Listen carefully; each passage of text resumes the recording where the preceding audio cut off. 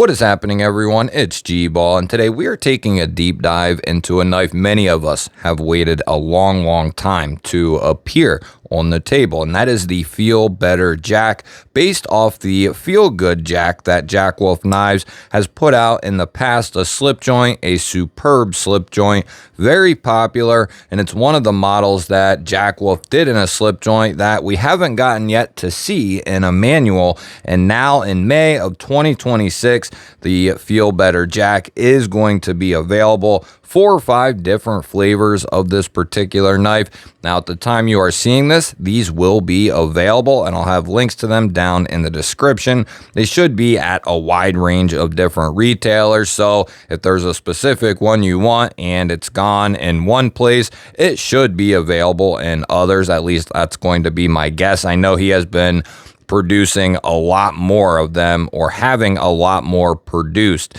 than he was initially, so they hang around quite a bit longer. And this particular one is a stunning looking knife. You want to talk about a premium gentleman's knife, this is going to be high at the top of my list. We have S90V for the blade steel. Beautiful belt satin finish. You have that modified sheepsfoot style blade, a fuller and front flipper for the deployment, and they all work really good. You can get in there on both sides to reverse flick it or thumb flick it, no problem whatsoever. The detent is beautiful, great access to the lock bar. I decided to feature this knife in a video of 15 or so of my favorite knives of 2026, and this basically took the place of the other Jack Wolf I was going to put in the video because it just happened to be releasing at the time I was going to make that specific video, and it really fit the bill. This is a Jack Wolf I have wanted to release since the time the slip joints came out. I was like, we need a manual version of that on the double, and Ben Belkin got to work on it at some point, and here we have the final production version. Polished titanium backspacer and pocket clip, right hand carry only. All the hardware is polished, but I really like the dark blasted titanium bolsters and butt end. That gives the polished hardware a really crispy look, and the beautiful abalone inlays on both sides. Just a stunning material to use. It is very popular with the knife community, and for good reason. It is some great looking stuff, especially for an inlay or onlay material. I think it does this knife a lot of justice. And you can see here we have the old Lava Flow fat carbon fiber. Fantastic slip joint. You can see it carries a lot of the characteristics of the Feel Good into the Feelbetter. You just have obviously the manual deployment, and then you have the incorporation of a front flipper with the manual variant. Very similar though, and the manual version is going to be quite a bit bigger, I would say, than the slip joint is. And speaking of that, let's get a look at the actual length of this bad boy. Grab the old tape measure out here and see what we are looking at. We have 7.5 strong all day, 3 inches of cutting edge, and 3.4 inches of total blade. Bring out a couple of comparison knives. We have the Spyderco Native 5 in Spy 27 up top there, and the Bolt from CJRB on the bottom. That's a pretty fair comparison knife right there. Might be a touch longer, but not by much. And the Feelbetter Jack's going to be a little bit longer than the Native 5. And we have the Kaiser little ring bow up top here, and the Vastid Psyop 299 on the bottom. And the Feelbetter Jack, it's not going to be as tall as these two other knives or many other knives. It's certainly a gentleman's carry, but it's going to have a decent length to it. We'll grab our 50 ways baked in GBall Vision Hank and see what this looks like in the pocket and how it interacts with our seam there. It's going to carry pretty deep for a milled tie clip. You have a little bit poking out there, maybe 3/16 of an inch or so.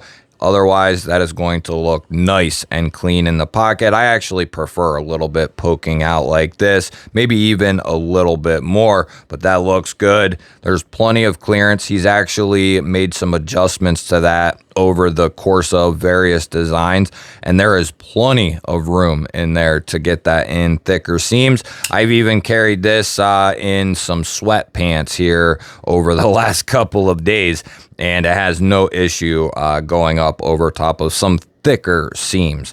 Great carry. It is right hand only though, so lefties are going to have to deal with that on the Jack Wolves. We'll get the arch nemesis out here and get a weight check on the Feelbetter Jack. I like to play a little game here on the channel with the new knives that come in, where we attempt to guess the weight, and I always invite you to play along. You put your guess down in the comments, ounces or grams, whichever you prefer. And if you're enjoying this video, you like knives and gear, make sure you're subscribed here to the channel. I'm going to give this a go, and I'm going to say it's going to come in right around, I bet it's 3, maybe not quite that heavy. I bet, well, maybe it's like 2.9 ounces.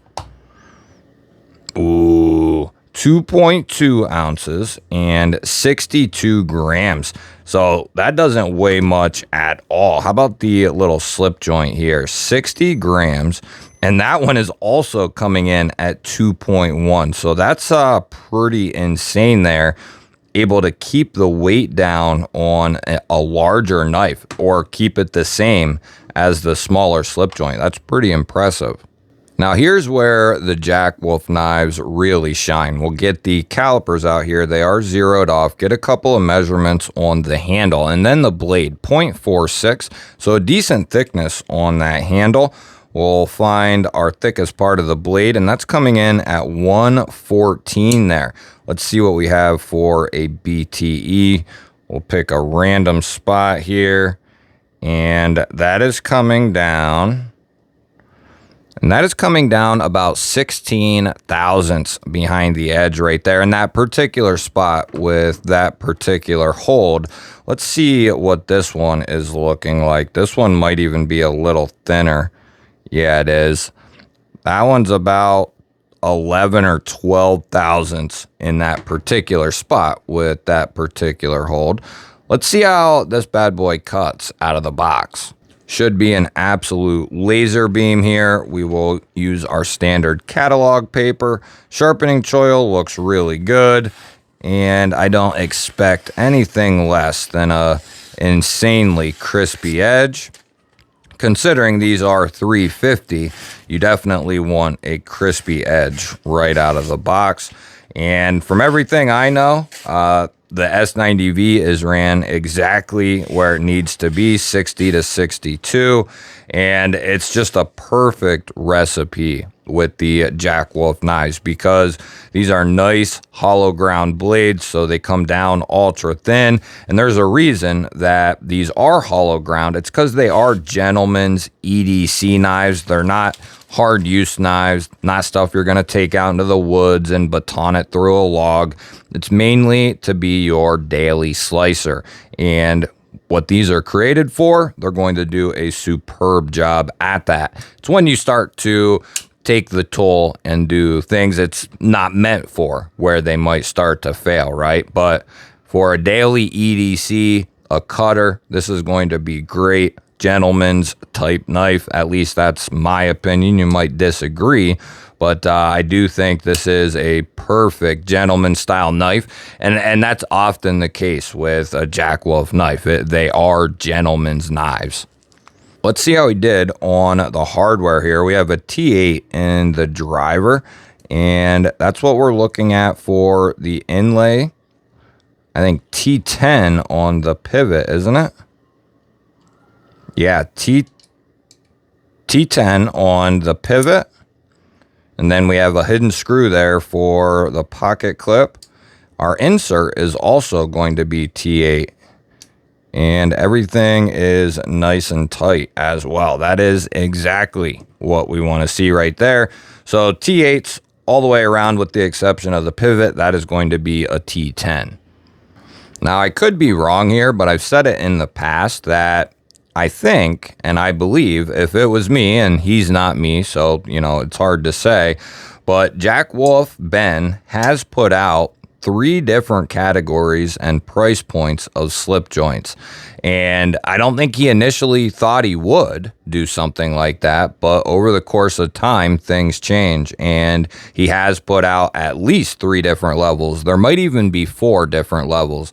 And what I'm getting at is I expect, the price point's probably only going to go so low for this type of thing, but I am maybe expecting Jack Wolf to not only do some fixed blades that are more affordable in varying materials, but also locking folding knives in various materials that are going to be more affordable. I think it's only a matter of time. I think that would be a good move. You don't have to change the design or the fit and finish or that type of quality, but with just some materials that are maybe more affordable to use, and then that makes it more affordable to sell. And those slip joints that Jack Wolf has done that are in the $150 and under price range, which there's at least 2, might even be 3, like I said, but there's at least 2, and they sell out almost instantly when he does those slip joint drops. So there's a lot of people out there interested in that type of stuff. And I think if he does fixed blades and locking folding knives, they're going to just, as long as he sticks with what he's been doing, and he would, they would sell like absolute hotcakes. That's just my opinion. I could be completely wrong on that, though. He might not do a more affordable fixed blade or folding knife for that matter, might only be the slip joint side of things. Hard to say. It's hard to roll anything out or roll anything in because he doesn't give a lot of information as to what is coming down the line. You pretty much know, a couple days in advance what is coming for that coming month, and that's about the extent that you get. He might do a little sneak peek here and there for certain things, but we usually don't know what's coming month to month. And that also keeps things very exciting. I'll roll in the can and stickers and pog that you get with the knife. Awesome stuff as always. The artwork, the stickers, the pog. You get an awesome microfiber cloth with them. I use them every single day. They're the best in the business when it comes to a microfiber cloth coming with your knife. You definitely pay a premium for a knife like this, but you are going to get superb fit and finish, quality, materials, and you get Ben Belkin. You get Ben Belkin as your customer support rep, and that's a good thing because he will go out of his way to take care of you if you have any questions or concerns. So not only are you buying into the knife and materials, but you're buying into the company and Ben, and that is a good thing. He will call you on your phone to talk with you if need be. So that is a cool thing and not something you get with a lot of companies out there. You have to let me know, what do you think of the Feelbetter Jack here? I look forward to hearing from you. Hit that thumbs up button for me. And if you want to make sure you're going to see daily EDC content just like this, subscribe here to the channel and ring the bell.